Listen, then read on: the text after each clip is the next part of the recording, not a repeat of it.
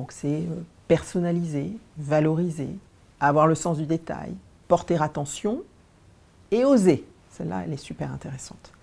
Bon, une fois que j'ai dit ça, je suis au téléphone, je suis dans un CRC Air France, ou je suis derrière ma banque d'enregistrement, je suis à l'embarquement, je suis en vol, je suis pilote. Bon, qu'est-ce que j'en fais? Ça veut dire quoi, chez moi?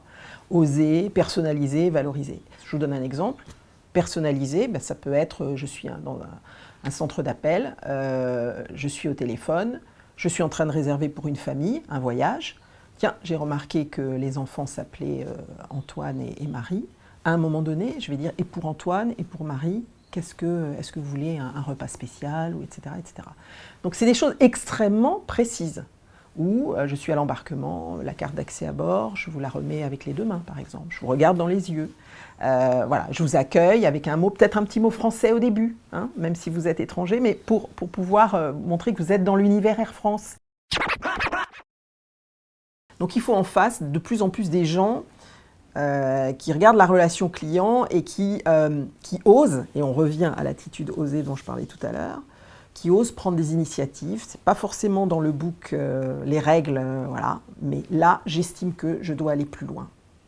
Et donc le manager au-dessus, il ne faut pas qu'il vous tape dessus parce que vous êtes allé plus loin. Et c'est ça qui est long à changer. C'est pour ça qu'on parle de culture.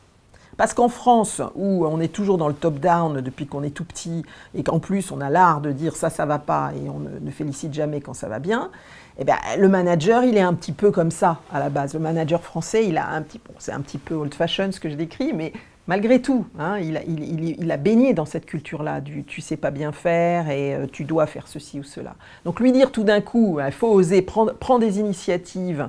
Donc le fameux empowerment, d'ailleurs on ne trouve pas le mot en français, c'est pas un hasard, ben ça c'est compliqué.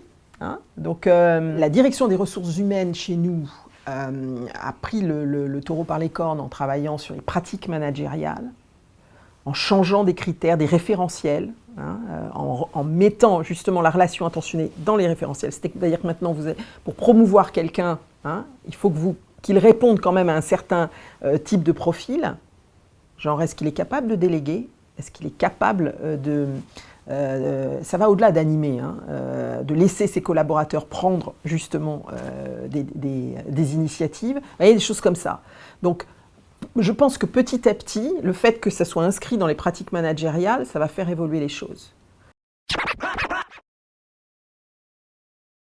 On ne va pas voir dans le client un fraudeur potentiel. Je reconnais que, c'est vrai, moi j'ai vécu en Grande-Bretagne, il y a une espèce de civisme naturel, les gens ne cherchent pas à passer devant vous dans une file, que vous soyez en voiture, vous faites la queue, etc.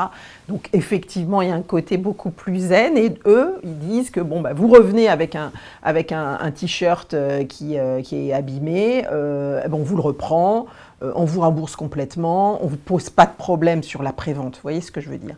En France, il y a quand même une culture, il y a eu longtemps, hein, et là je ne parle pas d'Air France, en général, une culture de je monte des processus ou des lois pour le 1% ou le 0,5% de gens qui resquillent et qui effectivement cherchent à détourner le système. Vous voyez ce que je veux dire? Ça, on est assez fort.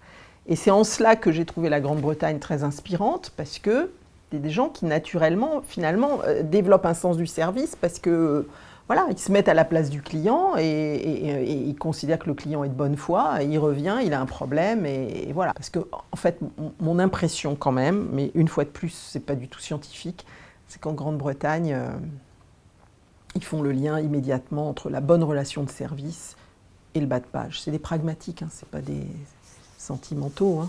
Donc, voilà. Donc, pas de sourire, pas de pognon.